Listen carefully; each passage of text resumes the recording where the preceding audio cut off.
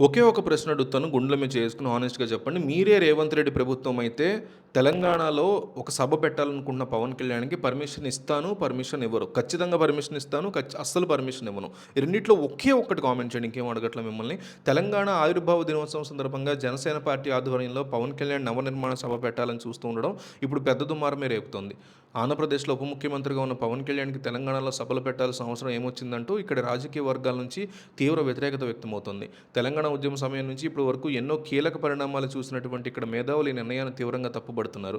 తెలంగాణ ఆవిర్భావం జరిగినటువంటి పవిత్రమైన రోజున ఇలాంటి సభలు పెట్టడం వెనక ఏదో ఒక పెద్ద వ్యూహం లేదా కుట్ర దాగిందనే అనుమానాలు వ్యక్తమవుతున్నాయి. తెలంగాణ పబ్లిక్ సర్వీస్ కమిషన్ మాజీ chairman, Ambedkar open university vice chancellor అయినటువంటి ప్రొఫెసర్ గంటా చక్రపాణి కూడా ప్రొఫెసర్ నాగేశ్వర్ లాగానే పవన్ కళ్యాణ్ నిర్ణయం మీద తీవ్ర అభ్యంతరం వ్యక్తం చేశారు. సోషల్ మీడియా వేదికగా పెద్ద పెద్ద కౌంటర్లు ఇచ్చారు. అసలు పవన్ కళ్యాణ్ తెలంగాణలోకి రానివ్వకూడదని, ఇక్కడ ఎలాంటి సభలు పెట్టడానికి అనుమతులు ఇవ్వకూడదని ఆయన డిమాండ్ చేయడం విశేషం. తెలంగాణ పునర్నిర్మాణం లేదా అభివృద్ధి గురించి మాట్లాడడానికి ఇక్కడ బలమైన ముఖ్యమంత్రి రేవంత్ రెడ్డి, సమర్థవంతమైన ప్రభుత్వం, ఎన్నో రాజకీయ పార్టీలు ఉన్నాయని ఇక్కడ వాళ్ళు వాదిస్తున్నారు. వాళ్ళ సహకారంతోనే రాష్ట్రం ముందుకు వెళ్తుందని, పొరుగు రాష్ట్రంలో అధికారంలో ఉన్న వ్యక్తి ఇక్కడ వ్యవహారాల్లో జోక్యం చేసుకోవడం ఏమాత్రం బాలేదని అంటున్నారు. పవన్ కళ్యాణ్ కేవలం ఒక హీరో అనిపించుకోవడానికే, ఆ తాపత్రయంతోనే ఇలాంటి పనులు చేస్తున్నారని, తెలంగాణ ఉద్యమకారుల ఆకాంక్షలను అవమానించడమే అవుతుందని మండిపడ్డారు. గతంలో తెలంగాణ రాష్ట్ర ఏర్పాటును తీవ్రంగా వ్యతిరేకించి, విభజనను వ్యతిరేకంగా ఉపవాస దీక్షలు చేసినటువంటి చరిత్ర ఉన్న పవన్ కళ్యాణ్ ఇప్పుడు సడన్గా వచ్చి నవనిర్మాణ దీక్ష అంటూ మాట్లాడడం విడ్డూరంగా ఉందని ఇక్కడ వాళ్ళు గుర్తు చేస్తున్నారు.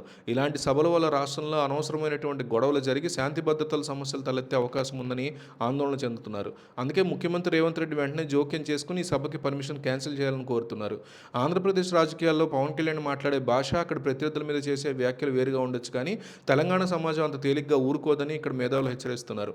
అక్కడ చెప్పుతో కొడతామని, గొంతు మీద కాలేసి తొక్కుతామని అనవసరమైన మాట్లాడినా సమాధానం ఉండకపోవచ్చు, కానీ తెలంగాణ ప్రజలు తమ ఆత్మగౌరవం విషయంలో చాలా పట్టుదలగా ఉన్నారని ప్రొఫెసర్ మాట్లాడుతున్నారు. గతంలో తెలంగాణ వాదాన్ని, ఇక్కడ ప్రజల భావోద్వేగాలను కించపరిచేలా మాట్లాడిన రోజులను ఇప్పుడు ఎవరూ మర్చిపోలేదని, దానికి పవన్ కళ్యాణ్ ముందు సమాధానం చెప్పాలని డిమాండ్ చేస్తున్నారు. ఇతర రాష్ట్రాల నాయకులు ఇక్కడికి వచ్చి అనవసరంగా రాజకీయ స్థిరత్వాన్ని దెబ్బతీయాలని చూస్తూ ఊరుకోబోమని స్పష్టం చేస్తున్నారు. ఇలాంటి అనవసరమైన రాజకీయ సభల వల్ల తెలంగాణ ప్రజల సెంటిమెంట్స్ దెబ్బతిండమే కాకుండా రాష్ట్రంలో లేనిపోని రాజకీయ అలజడి మొదలవుతుందని భావిస్తున్నారు. ఏదైనా ఉంటే సొంత రాష్ట్రంలో చూసుకోవాలి, కానీ ఇక్కడికి వచ్చి ఏదో సాధిస్తామనడం వెనక ఖచ్చితంగా ఏదో ప్లాన్ ఉందని అనుమానిస్తున్నారు.